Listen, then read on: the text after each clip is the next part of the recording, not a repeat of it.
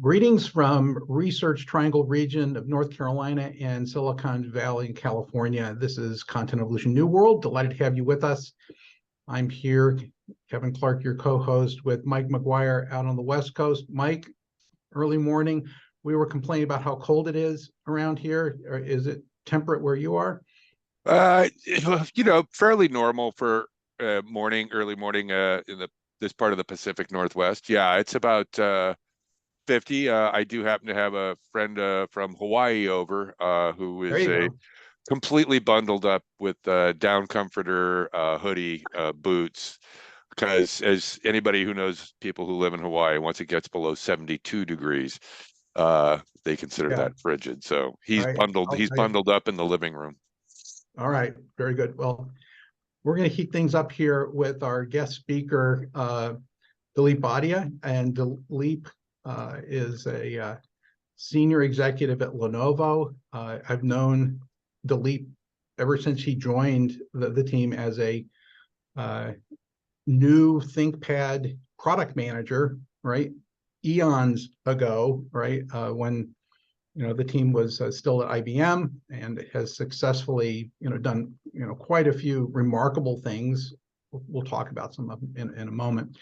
Dilip, where do we find you? Are you here in the Research Triangle region, or are you someplace else on the planet? No, I'm right here in Morrisville. Right here in Morrisville. All right, so that's a good thing, because you are we used to have this group called Global Travelers, and you qualify as a global traveler for sure. You are normally in motion. In fact, were you at Lenovo World? All right, that was someplace else. It wasn't in Morrisville. No, that was Tech World in Austin. No, I didn't go there. Tech World.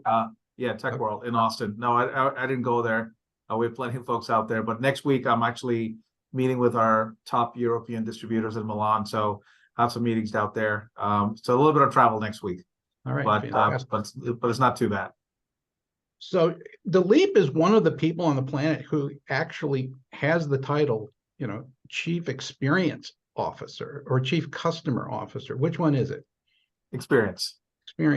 And the fact is that I think of it as a Chief Customer Officer too, because I think that very much like the time when we were collaborating, when I was brand steward, that you're the conscience of your organization. You're the internal advocate for what's happening with people when they think about and own the device and love it, right? I can tell you that what I liked about that was I could actually feel the vibes of people liking what we made.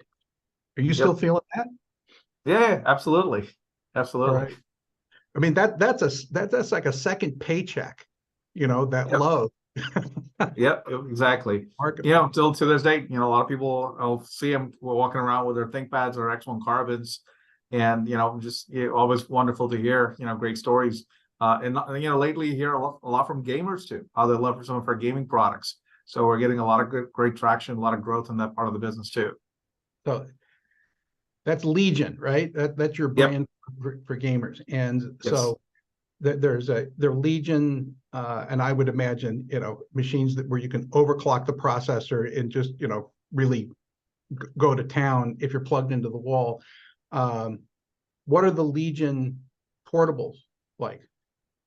Yeah, those are the ones that are most popular. We recently launched our Lenovo Legion 9i, but yeah, those are pretty popular overall with the gamers. But again, the whole thing, the whole concept of Legion actually came out from a user experience study, where we actually did an ethnographic study of about 40 to 50 users. What do they do? What do they, what's their desk setup look like? What kind of music they listen to? What kind of headphones do they have? What's their setup? And out of that was a key insight that a lot of gamers are like you and me, where after work they just want to be able to go play, but when they're in front of customers, they want a professional looking laptop. And if you look at our Legion design language, actually it looks a little professional on the outside, but inside it's got all the GPU guts. But actually that came from an ethnographic study that our user experience team led. With all that GPU, I would imagine you have a precursor to an AI laptop, right? Yep. A lot of discussions in that space. Yeah, exactly. exactly. I mean, you're probably having white hot discussions with Yang Rui and that team over in China, all right, about what can we do? I think, if I'm not mistaken, Qualcomm did a demo from the advanced product area, using a chipset, saying, "How look, this is an AI, laptop," and I don't think they're going to get into the game of actually making devices because they're a chip company, right? But they always like to, Intel likes to do that. AMD likes to do that, and NVIDIA is increasingly, showing people what they can do, and they got a big market cap right behind it. So pretty interesting, and they got a lot of competition coming online, right, for other chip companies making stuff like that. Yes, no, definitely a lot of excitement in this space, lots of opportunities, and again, how do we drive a better experience? How do we automate? How do we, simplify things, right? So that's really the big theme, and so a lot of great discussions with a lot of industry vendors these days. So how are you listening, or how do you? I mean, people spend all day in front of their, Lenovo product, their ThinkPad, their Legion, their, whatever that they have, and how do you get, the vibe of how they feel about the usage experience, and how do you use that listening to make the experience just that much better? No, great question, Kevin. So, there are a number of ways where we're listening, right? So obviously it starts with simple research methods, whether it's ethnographic studies or whether it's, and you were probably part of the advisory councils that we used to do with analysts, with customers. So we do these advisory councils with analysts and customers all over the world.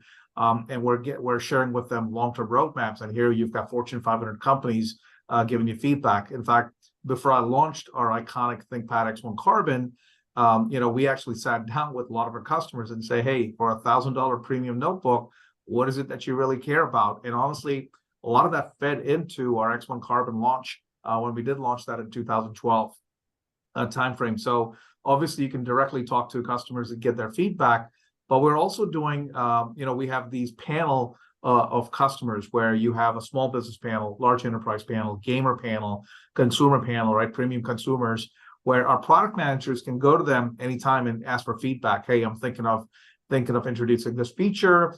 How much are you willing to pay for? Where anybody can come in and ask for any of those questions. The other thing we do is a lot in terms of social media analytics. We're able to scrape millions of comments off the internet from whether it's Best Buy or Amazon, and we can do sentiment analysis today and be able to, if somebody says, I'm a fan of ThinkPad, but the ThinkPad fan is too loud, two different sentiments, using machine learning to identify the taxonomy, and that every product of Lenovo now has sentiment analysis. So we do that. We do surveys where we'll do 30 days, 90 days after customers get our products. We're getting 100, 200,000 surveys every year where people are giving us feedback on what they like, what they don't like. And we're using all that through our text analytics to be able to give feedback to our development teams, product teams, in terms of what are the areas that are important to our customers, what are the opportunities that are available. Lately, we've been using a lot of Gen AI capabilities. So one thing we've done is, how do you democratize this data? So we're sitting on millions of customer comments, feedback. So internally at Lenovo, we've created what we call a CX Insights Hub. It's basically a Power BI front. And you can basically select what part of geography you're from, what business unit you're interested, whether it's services or whether it's product or whether it's delivery, supply chain. And once you click on that overall satisfaction for that particular business unit, and we do it across the entire customer journey, right? From awareness to purchase to delivery to service to software. So we have this overall satisfaction that we measure across the entire journey. And once you click on it, you can basically go and read particular comments. So if I'm in tech support in UK, I can click for my country, tech support in the entire customer journey, and see all the customer comments. Not only do that, we're using Gen AI to basically say, hey, out of those 500 comments, these are the top 3 things that customers love about UK tech support. Here's the 3 things that are areas of opportunities that we should go consider, right? So we're just starting to go launch that internally. And this way, every Lenovo employee, all 70,000 of us, have the voice of customer available at their fingertips. Great. I mean, that is a dramatic change in terms of silos of information. Now you're integrating it, and it's a large, voice of customer decision support system. That's wonderful. One of the things that I observe is that when you get those lists and you say, oh, look at all the things that we need to pay attention to, is you can lose sight of, here's what we need to be known for, right? Is the got a big list of things to work on, but what are you currently trying to communicate about Lenovo that you want to be top of mind, right, about the experience, right? The 1, 2, or 3 things, right, that you want people to believe about Lenovo. What are you pushing? Because I'm interested in that. We can't talk about the big list, but we can talk about what you're trying to get people to remember about you.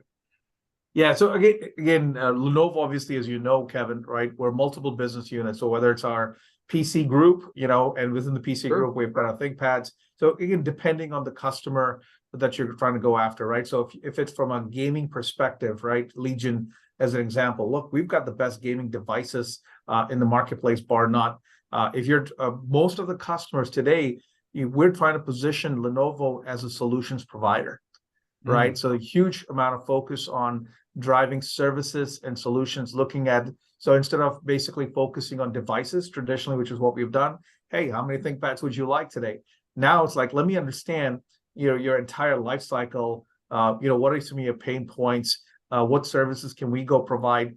Can we go deploy these for you? Can we go image these for you instead of the customers doing it themselves? So it's really a huge focus on service and solutions overall. That's really the big message if I had to net it out. Obviously, within each of the business units, everybody's trying to make sure that they're driving innovation, whether it's our infrastructure solutions group, trying to drive, end-to-end solutions, where it could be providing solutions for cloud service providers, or it could be for Fortune 500 companies, right? So every business unit obviously has their targets to go to, but Lenovo as a whole is, how do we provide smart technology for all, but then how do we enable, services and solutions for the customers? I mean, you sent me some stuff in advance, and I think that this is a particularly interesting, chart. Is, you're in the end user loyalty, listening, and learning, and I like that. Right, that's where your experiences are coming from. Is that you're, we talk about listening and leading, right, in content evolution, and it's kind of like, whoa, kindred spirits. I like that. Right. It's a happy moment.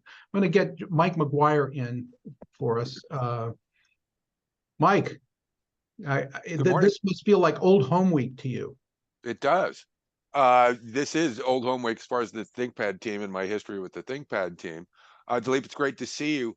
I was thinking, as particularly with the gaming, has that work you're doing in customer experience really affected how's that affected the development of your own workforce, right? As far as, the folks that you're putting on your team globally to do that. Is this a case of they've been great in enterprise, developing customer experience strategies there, and now, we can apply them at gaming? How is that? Are you kind of mixing and matching people around, or is it actually, are you bringing new expertise into the team? No, obviously, yeah. Mike, great question. And we have to bring in the right expertise, right? People who understand gamers. So obviously our gaming business unit, Lenovo has invested significantly, but the talent that we're hiring are gamers who understand this market really well.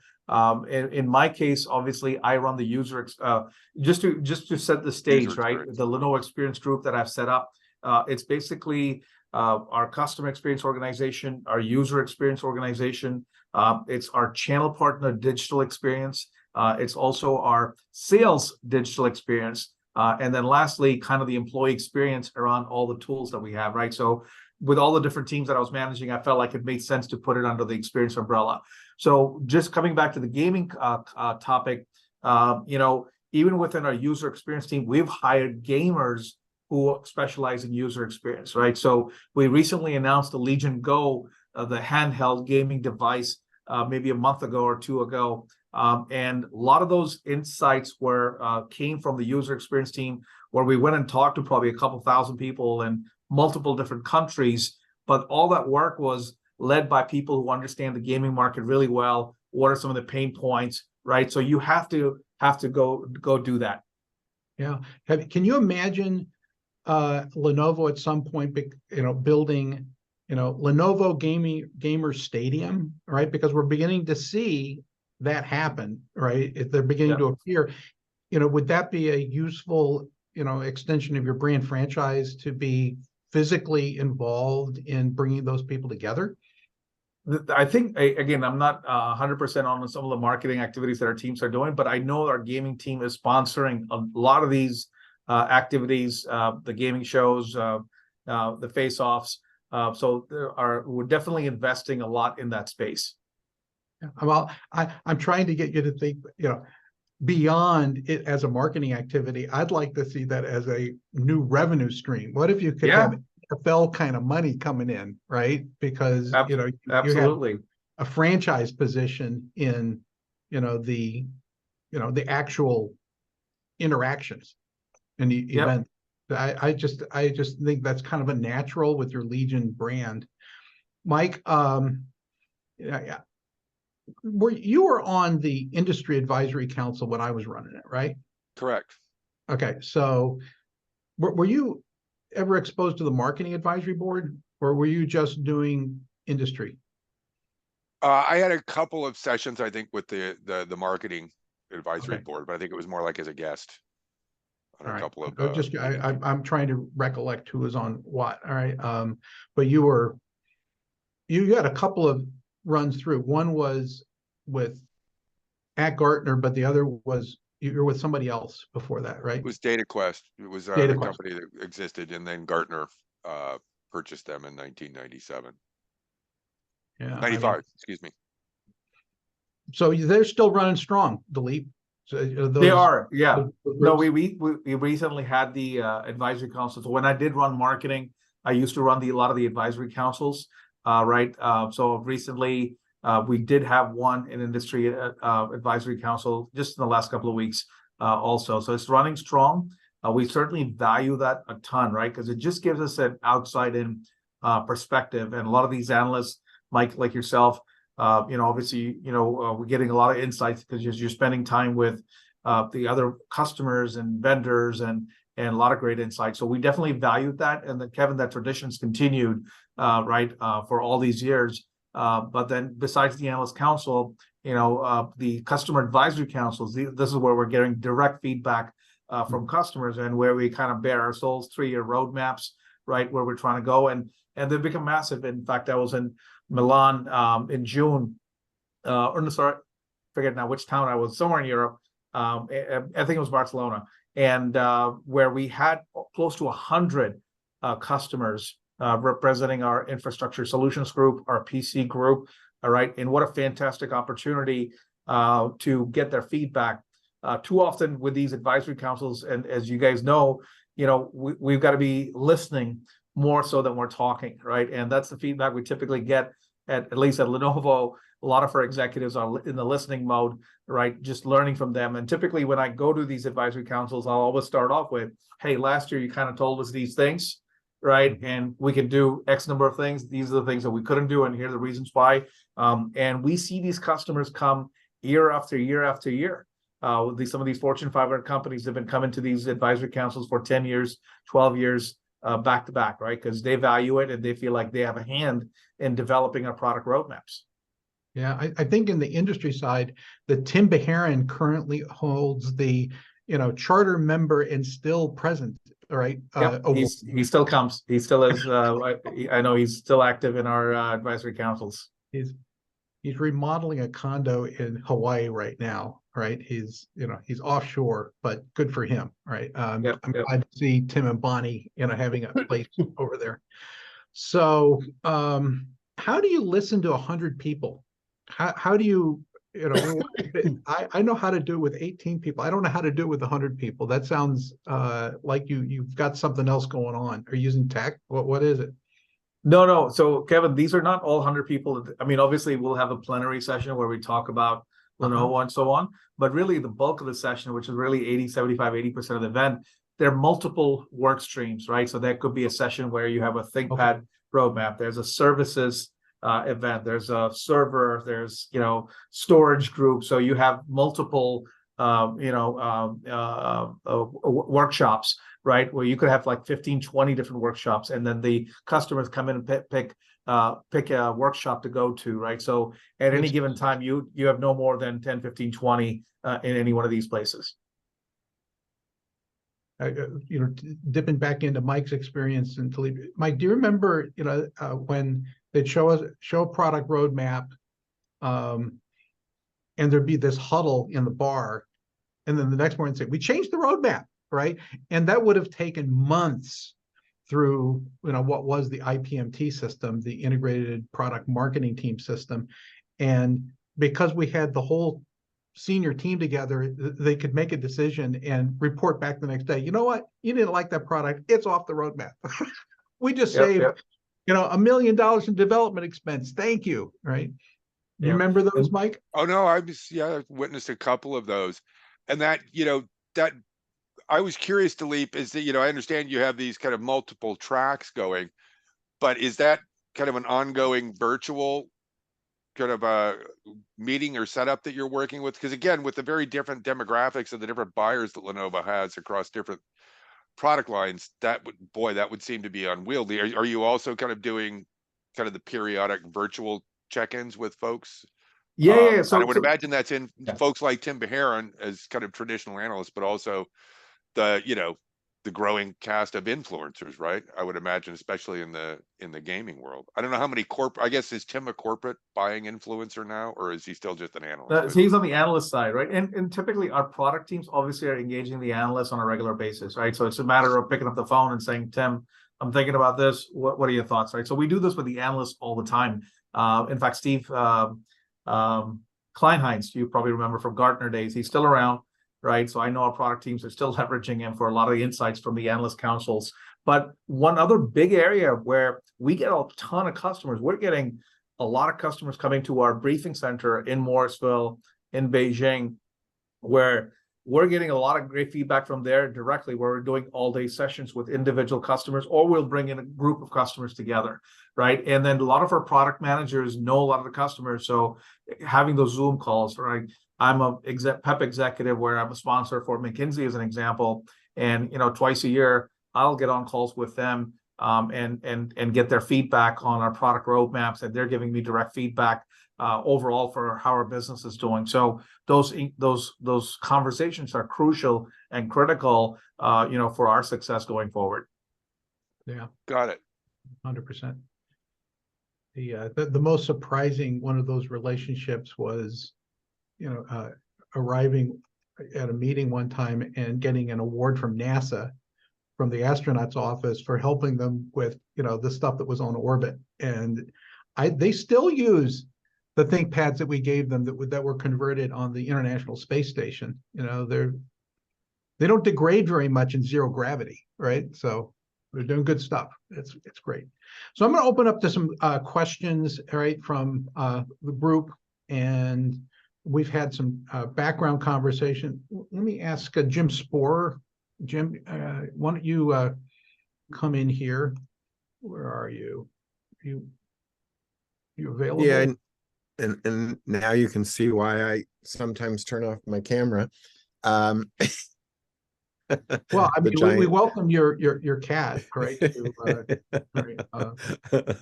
Anyway, it's a pleasure, Dilip, to meet you. I think we may have crossed paths a couple times at IBM, but because your name looks very familiar. But great insights and presentation.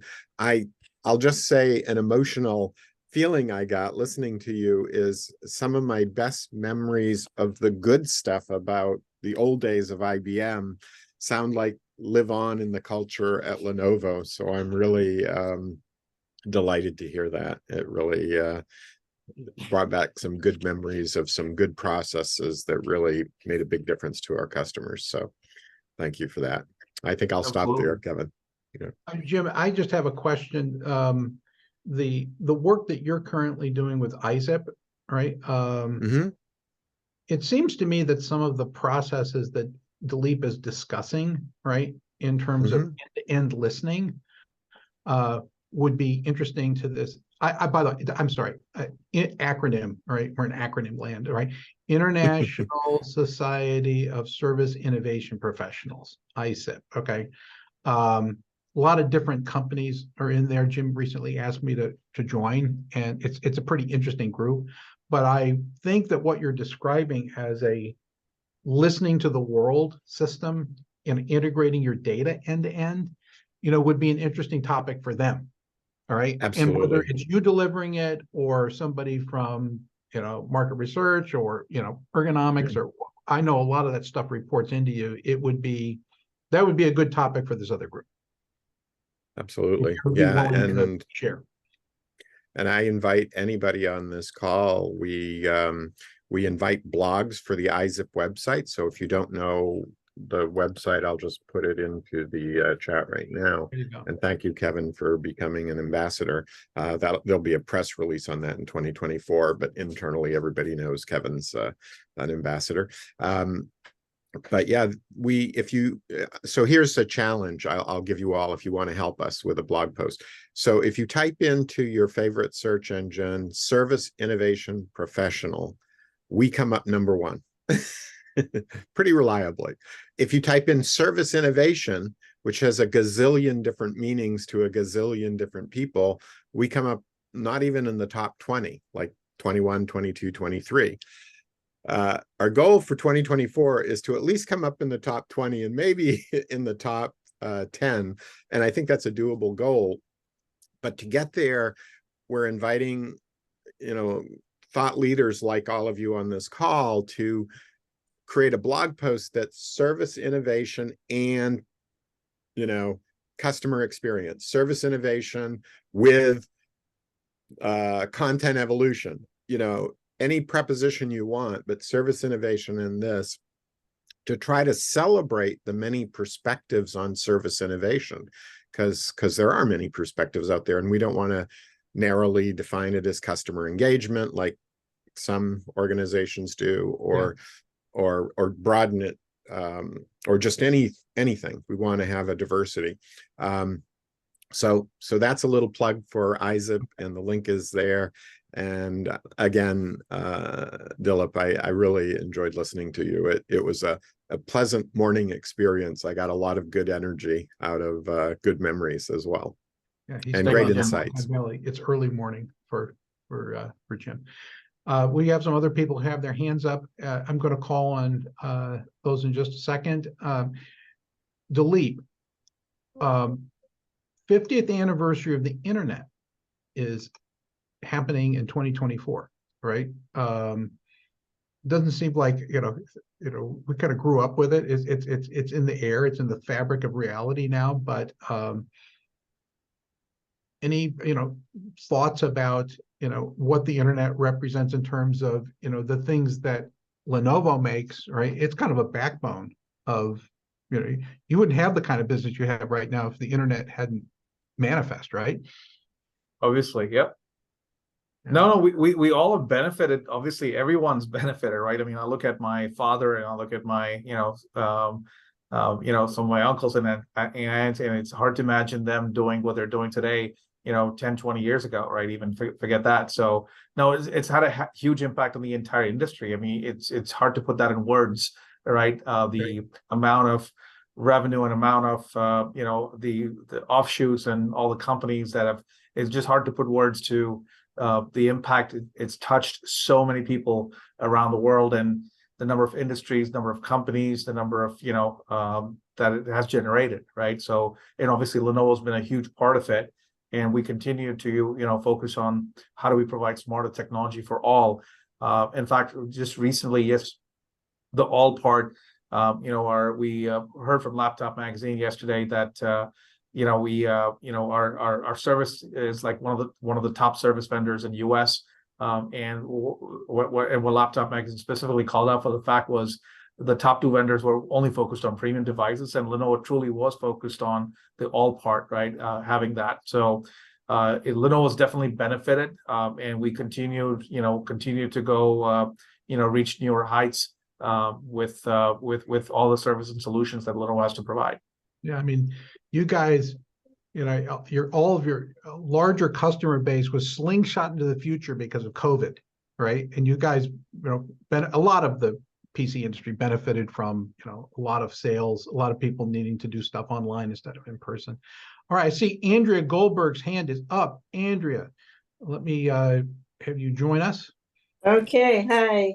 So Dilip, I love your description of how inclusive your client experience stuff is, because I had responsibility for client experience at Pitney Bowes for about 7 years. And so my question pertains to how involved are you with engineering and development? Because what we found were our biggest impediments were not being involved early enough in the product development process. So we brought in after it was kind of an idea, and we would test various iterations, but the idea was actually formed versus being at the front end. And the way we solved that was there was a council with all the engineering people, and we ended up getting much more engaged with that, having a seat at the table. But that took a lot of time to get because they would it's finished here, test it, get customer feedback. But and the only way you can really innovate, and especially you want new customers, is to kind of be at the brainstorming, front end part of it. So I want to know how you did that at Lenovo. Yeah, no, great question, Andrea. And I know that's a challenge for a lot of companies. But what we have done here, our user experience team plays a huge part early on. And I'll give you a couple of examples. So we're launching our next generation of premium notebooks coming up maybe in 2024, 2025 timeframe. But before we went in, it almost started with the user experience team and understanding what are some of the pain points for this particular segment of users that we're trying to go after, right? So this was like a 10,000 person study in multiple countries, right? And out of those came out some key insights, some key innovation areas.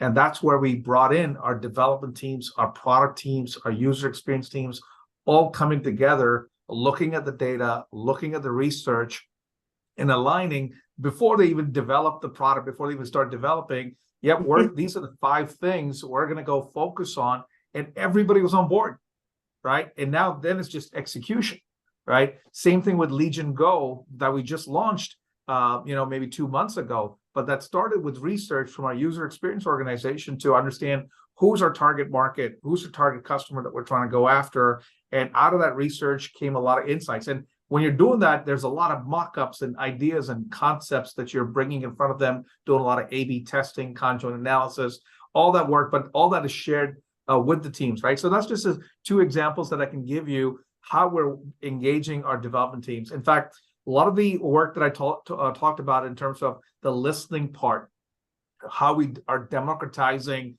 4 million customer comments across all of Lenovo, right? Where now the development teams have access to all this data. So before we go launch a new product, we look at, okay, this particular ThinkPad line had a product sentiment analysis of X.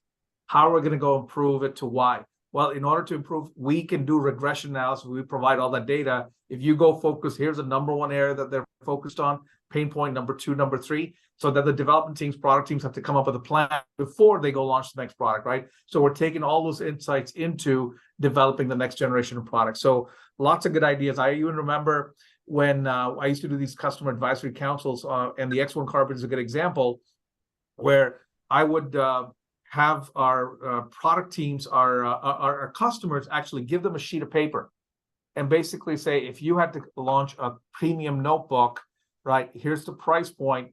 What features do you want to go see, and that you're going to go buy 10,000 of these for your customers? And so they would come and present to me, right? Here's the notebook that I see, and then I would videotape those, and I would send that to our development teams. I was like, it's not Dilip saying, it's our customers saying this is what they want, right? And a lot of these great ideas come from customers, right? I mean, I'll give you another funny story. Kevin, you talked about the bar. I was launching, this is when I was running our Think Center product marketing, and I was launching our first all-in-one product. And actually, this is 2007, 2008 timeframe. I wanted to go put a camera in an all-in-one. And we were sitting at Umstead Hotel, meeting with our top 20, 25 customers. And one of the customers was from a nuclear facility, and one of the customers was from an insurance, one of the largest insurance companies here. And they looked at the concept of camera in an all-in-one, and the nuclear guy goes, "There's no way you bring that into my nuclear facility." Right. And the largest insurance company guy goes, "If you don't launch that, I'm not buying it." So I tell them, "Look, guys, we're at an impasse. Why don't the two of you go off and figure out and tell me what I should go do?" So they go off to the bar. They're having a merry old time, drinking away their beers. And after 30 minutes, they come back, and I'm like, these guys didn't accomplish anything. They were just drinking beer, right? And they come back and said, "Well, if you put this little shutter on top, right, that might solve it." And all of a sudden, bells go ringing, and I go, "What a fantastic idea." So I send a note back to our development teams and say, "Look, we have a solution. Let's go put a little, a shutter in front of the camera." And today, every ThinkPad has that ThinkPad shutter. Every all-in-one has that. Best Buy will not buy any for consumer devices if it doesn't have that shutter. But that idea originated at Umstead Hotel from these two customers, right? Said, "Can we go do this?" And that's a low cost, high impact. That's great. Yeah. Right. It's like, oh yeah, privacy at the, and it has nothing to do with wiring or buttons, it's physical. I'm just gonna block the camera. I mean, it's really But that's great.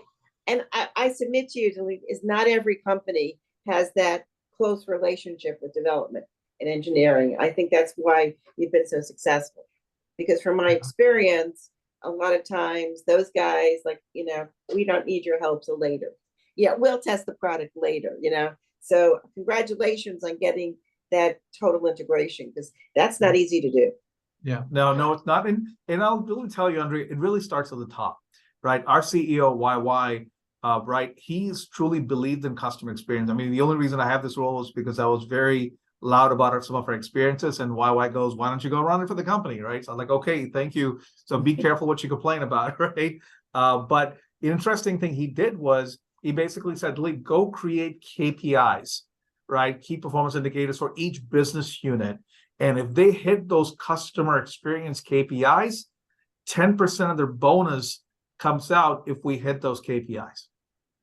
What a fantastic way to incent. It's not a lot of money at the end of the day, but now I've got KPIs for every business unit that we aligned at the beginning of the year, and we're monitoring that, right? And we've seen massive improvements across everything from products to services. One of the areas in our services wasn't doing too well. Once we put a KPI on it, we've shot 30, 40 points in overall satisfaction just because, everybody's focused on it. So it really starts at the top, right? The experience ultimately is more important than the product and the price. Yeah. I mean, when you came in to the job, your first, as a ThinkPad product manager, you had the dual responsibility of looking at the marketplace and what are the customer requirements and handing it to development and then re-inheriting as they released it to manufacturing, bringing it to market. Yep. So the fact is that the normal complaint of, hey, go find a market for this thing, all right, and you didn't have any responsibility for setting it in motion in the first place. Well, I mean, your team and the team that does that work has been doing this for what?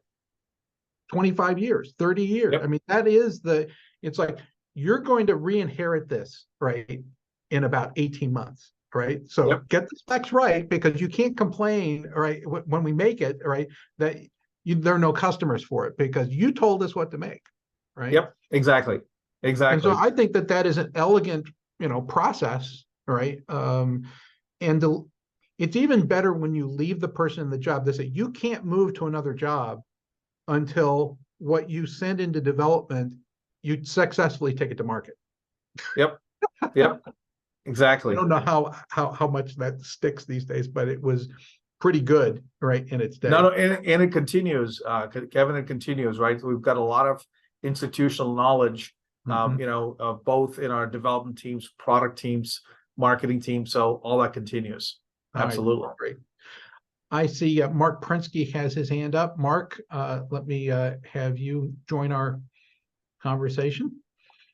Good morning, everybody. I was a day early to this. That's how much I wanted to come to this. Thank you, Kevin, for disabusing me. I love your energy, Dilip, and this is great. A little bit of background: I moved to Silicon Valley 10 years ago. I was a dedicated iPad ThinkPad user. I got out and with all the problems that had with Windows and everything, I got out here. Somebody said Mac. I changed. I never went back. I'm so happy. But my son doesn't, because he's a gamer. So here's what I hear. I'm sure you sell a lot of computers, in the hundreds of thousands, maybe in the millions. I don't know how many you sell, but this is very much still a batch process. This is still the store where we put products on the shelf and we hope people will buy them, and we hope we get the best products out there that the most people will buy. I see the world we're moving into is you build a product for me, as Michael Dell first started out doing that. And I see that the AI allows possibly you to have a consultant for me who will consult with me, even if I'm a million people, and build me my machine. So that's one piece of it. I have a question. The second one is, in the world that moves this fast, I have an M1 Mac, and now they're at the M4 Mac, and I want an M4 Mac. How do you build in a system that says you can upgrade? And that's part of the product that says, so you just lease it to me or you just give it to me, but I want, a year from now, I want your best product. So those are the two things I've been thinking. Sure.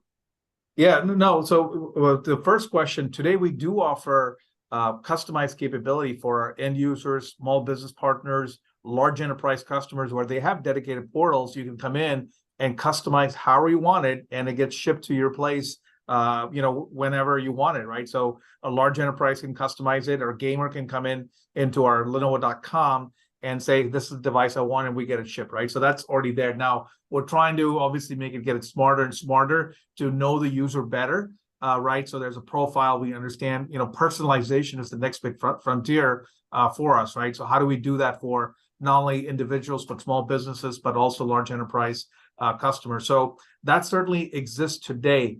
But the reality is, majority of Lenovo's business goes through the channel. A lot of our consumer business customers still value that Best Buy, walk into a store, or a Dixon's, right?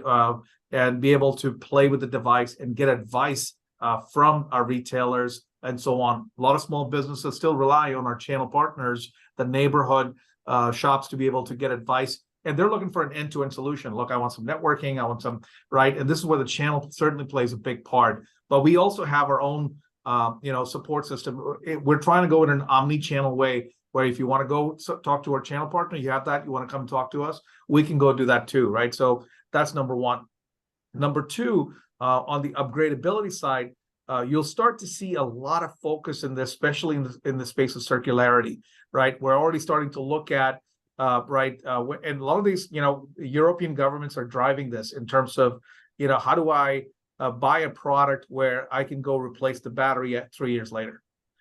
So we're starting to look at individual components in the use. What are the most used components? Can we provide services where end users themselves can go replace certain parts of it and extend the life, right? And it's a net positive for the environment overall. The other area that we're also looking at is something what we call device as a service.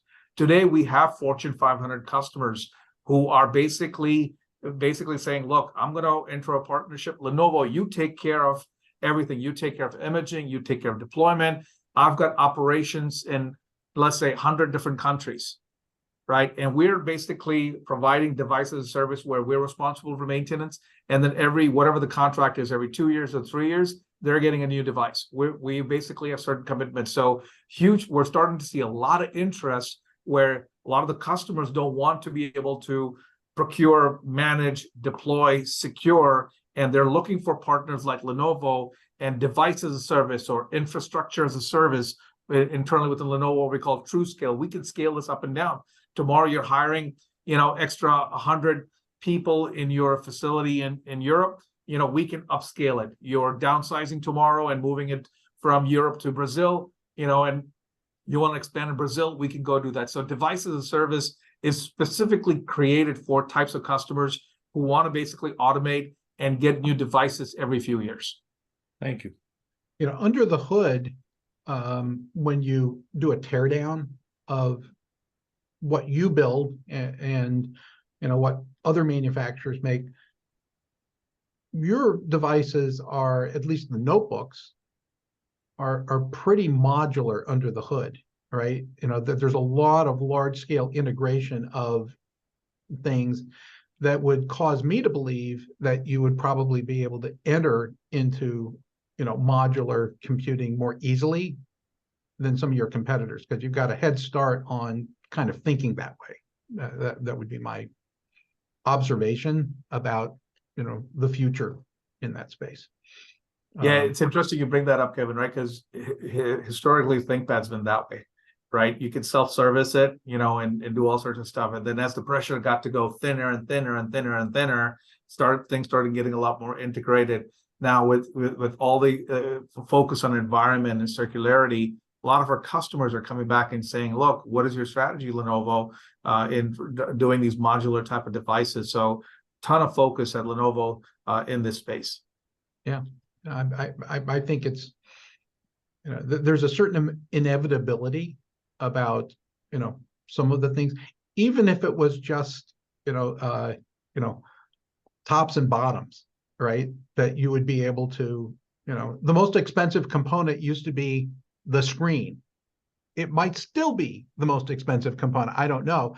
But if that's the case, simply being able to put a functional new screen on top of a perfectly good, unit that's still working, is interesting, right? Now, we have some comments in here from Ben Konsinski in Atlanta. Ben, join us. Yeah, I have a plethora of comments in there. One related to the engagement in esports evolution. It's not just the individual gamer, and as was alluded to, the stadium model is approaching as on the esports side of the house. And I was trying to post some pictures of the E-League studio at Turner that some of my students have run for the Turner environment. And I guess my main point was on several of the streams of comments was the issue in the 21st century. How do we move away from the notion of trying to glean the interests and expectations of the individual from a commentary that are solicited comments and set in different times? And it's very much a push side request of commentary. I want to observe behaviors and glean inferences. So your machine learning activities are more than just analyzing recorded data reported from the individual, but I want to glean from behaviors, things. I want to learn their aspirations, and I don't want to have to ask them for them. Yeah, and that's not an easy one to go do, right, Ben? As you can imagine, right? How do you do that? But with and we're starting on that journey in terms of some of the machine learning, in terms of all the data that we have today. How do you learn those behaviors, right? So with AI and especially with PCs, and if your particular PC shuts down at a particular time, or if you're flying at a particular time, how do I make sure that remind you, is your battery up to speed? Hey, you're going to be on this 9-hour flight, right? So I think we're just starting on the journey to understand some of the behaviors, but technology like AI can certainly help us understand the behaviors a lot better. Yeah, I mean, one of the things that we did at Toyota right now, probably 8 years ago, was imagining what we could do with the vehicle telemetry that was being extracted during service appointments. And what we imagined with them is that we could take that profile information with a positive, an affirmation from the customer that it was okay to use it, back and say, hey, you know what, your lease is, coming up on your vehicle.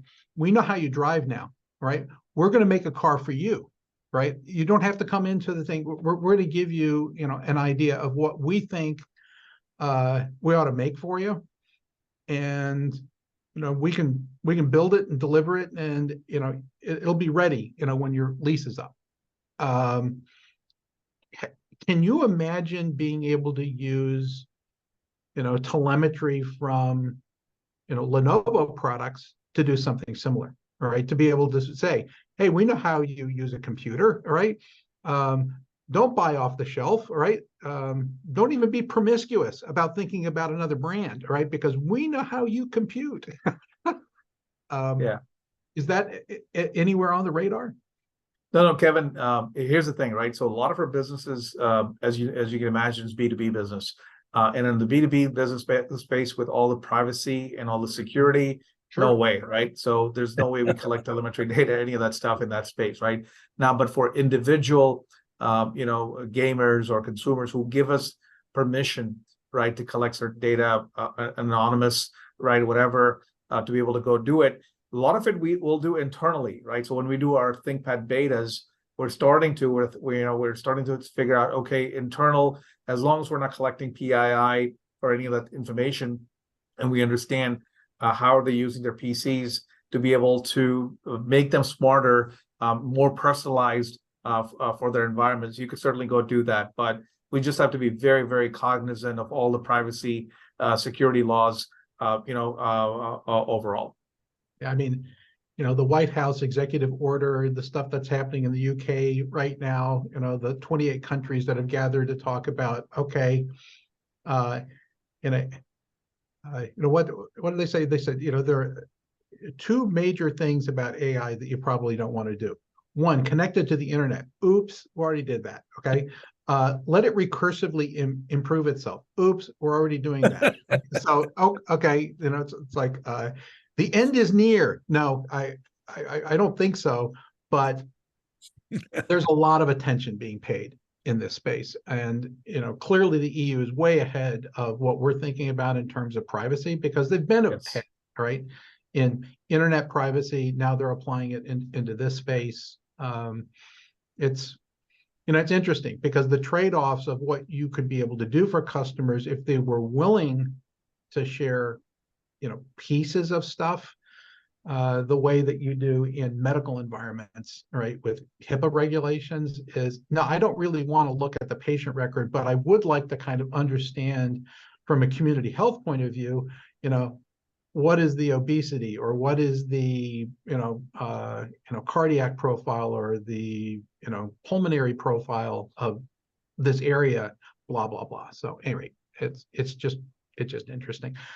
Mike, we're coming up to the top of the hour. Some thoughts for questions for Dilip before we ask you, Dilip, to kind of summarize where you are on customer experience. I'm going to ask you, where do you think it's going next? Where do you think customer experience is going to take us? Mike, your question?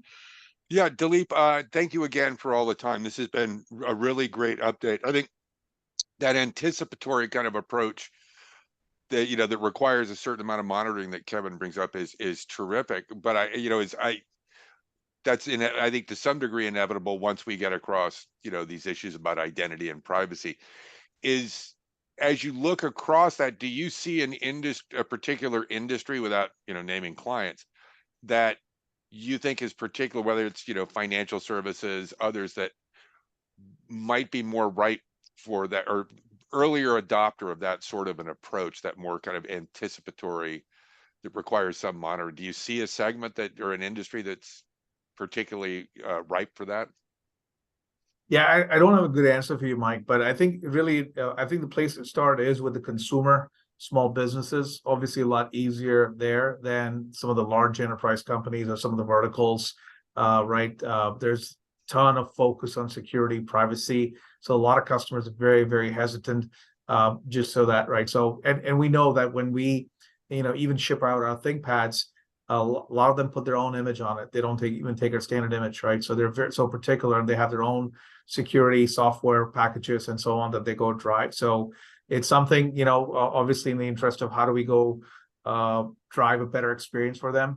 It's still a tough nut to crack. Cool. Yeah. No, I appreciate it. But as Kevin suggested, what are you thinking? What do you think the future holds?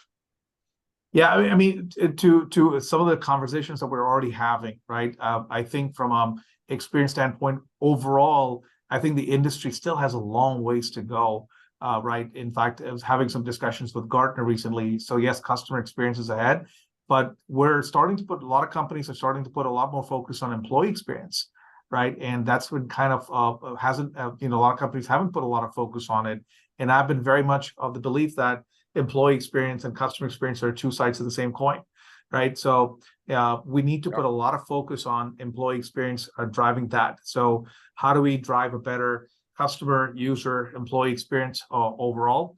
But once we elevate it, there's just so many opportunities. With any massive company like Lenovo, it's a $70 billion company, you have silos. How do we go with as one Lenovo to the customer, right? So even just trying to perfect that experience, we still have ways to go. How do we go drive a better experience for our customers?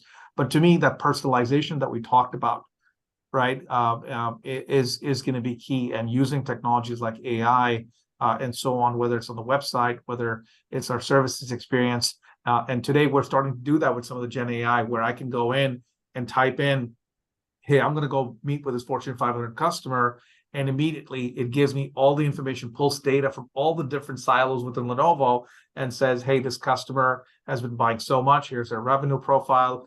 Here's their service tickets, how many critical hits they have, quality issues they've had, or any, right? So I'm getting a full 360 view of a customer before I walk into the customer. Today, we don't do that. It's still in islands and pockets of data. So to me, that personalizing for our sales teams to be able to having that conversation with their customers we still have ways to go. Yeah, that's fantastic. I mean, you're really doing a great job, using the whole, data lake of Lenovo in a purposeful way, right? I think that's wonderful. The one thing that I might suggest, because you're beginning to think about the employee experience, both for your company and for, the customers and the clients that you serve, is start to take a value chain experience point of view that would include the people who supply things to you, right? And what experience are they having with Lenovo, so that, as it moves along and everybody's adding value to what ultimately ends up in the marketplace, that you understand dyadically, what are those relationships like? And, if they're optimized, you move from being well aligned to being fully coherent, and you're more like a laser than ambient light, right? And we know how much you can do with a laser. So great analogy, Kevin. No, that's great advice. Yeah, so I am really happy, right, that you were able to spend some time with us. It's been delightful, comparing notes with you over the years, and we wish you, Lenovo, and especially for me, the ThinkPad team, all the best of success, right? Because you're still doing great work, and I have a ton of them around here, and I still want to buy more. So keep going, and folks, thanks for being with us. And everything you do, be intentional. Take care, and we will talk to you next week. Cheers. Thank you, Kevin. Take care. Thank you. Bye. Thanks, Dilip. Thank you.